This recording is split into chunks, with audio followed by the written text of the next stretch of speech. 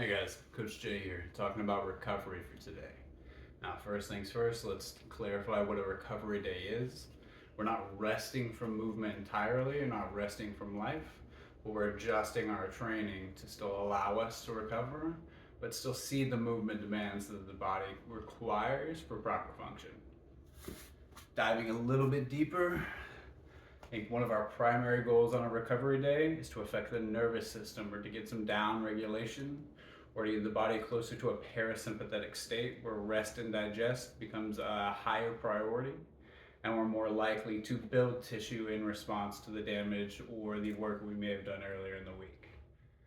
As far as our movement goes, to clarify between recovery movement and training, it's listening to feedback from the body and understanding intensity.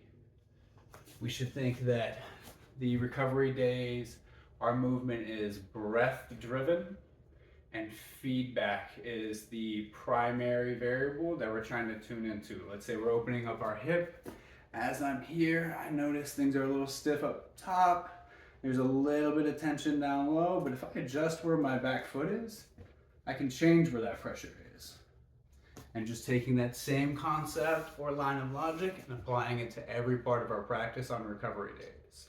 Can I scan the body from toe to crown or from top down and see what feels tight, what feels cold, warm, what can I access, is anything stiff? And then seeing if we can add a little complexity to that, such as if something feels tight or tender, can I get a little bit of pressure into that and then still move the joints above or below? And then after a few repetitions or a few rounds of, how does that affect my mobility and how do I feel? Do I have more access? Does that feel more comfortable now? Or do I feel like I made a compensatory position? Just trying to listen to the body, see what we can get as feedback and see how we can make changes according to that. When it comes to our nutrition, one of the biggest things that we can do to help on a recovery day is to prioritize hydration, and in particular, our minerals or our electrolytes. We can add salts to our food, our water.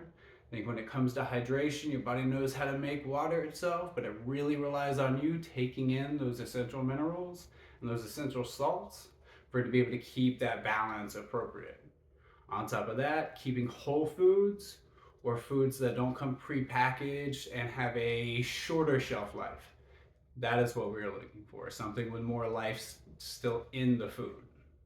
As far as our down-regulatory practices, you can feel free to explore whichever one fancies you. We can do yoga, we can go gentle mobility, just pushing around and exploring or stretching.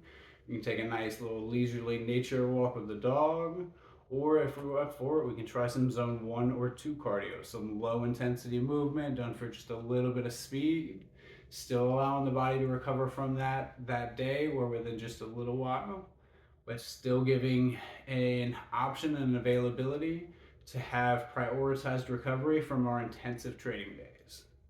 And then using these throughout the week and in between our intense days to help facilitate better recovery and then more efficiency when we get back into heavier movement. It also allows us to keep that listened feedback and start to build a pattern. When I get stressed, maybe one shoulder starts to move. If things get heavy for me, maybe I start to shrug into position. If you listen to the feedback, normally there's a story the body's trying to tell you, and if you can listen to that story, you can help brace and recover for it, and then better express movement and emotion from that.